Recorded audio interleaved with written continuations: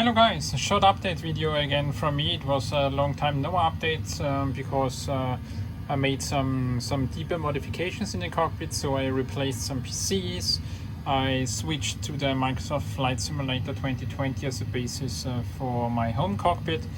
I made some additions to the main instrument panel and continued also in the overheads the background lighting.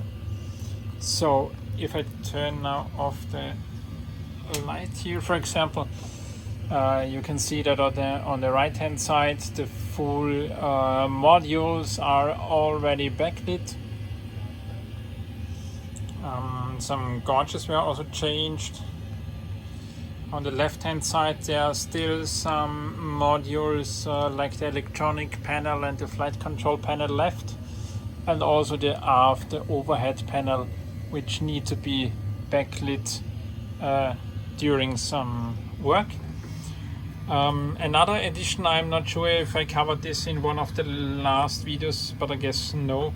I added some background lighting for the main instruments panel, so it can be fully dimmed or it can be changed accordingly to the outside lighting. So when you're flying in daylight, you can turn it more on, and if you are flying more dark, more night, you can turn it more lower it to have a more better effect. Yeah, some other changes were made as well. I got a new pair of headsets because the other ones were quite not good anymore. We've made different flights with a friend of mine, with Chris. You see the video linked below or in the upper right corner from our last flight. And the next thing that I'm aiming is we'll make another change to the computers. So I will get a new CPU and motherboard for the gaming PC. And then this motherboard and the CPU will be placed in a new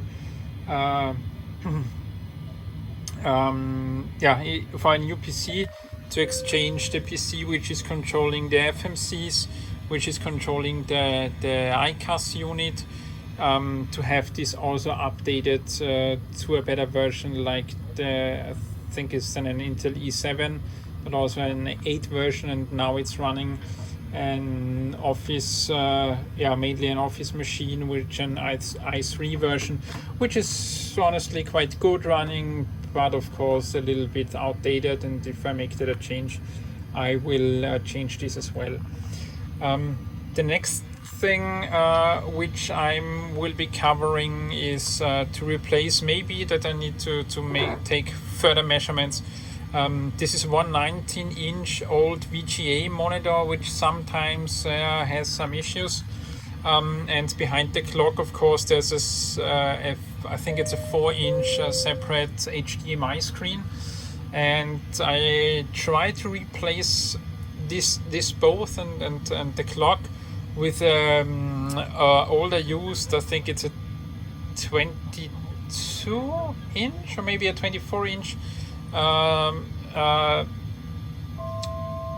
24-inch monitor to get this exchanged, and then to have one big screen running the clock and the two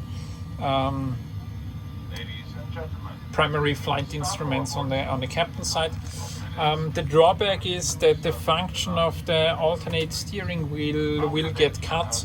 So because there's no place behind the switch, but honestly I've never used the switch anytime during the last years of flying, so it will be then only a mock-up sitting there, but not a full functional switch anymore.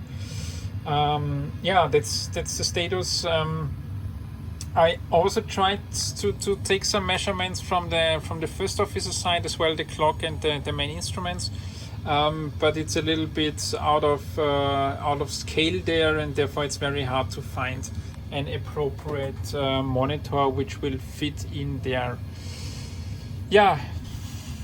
Other than there are no news, the main part was migrating to Microsoft Flight Simulator 2020. You can switch there in the outside view shortly, also with the working livery from ProSim.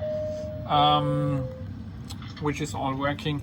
A couple of hiccups with GSX, and then the doors that need to be sorted out, but it's very hard to track down the issues.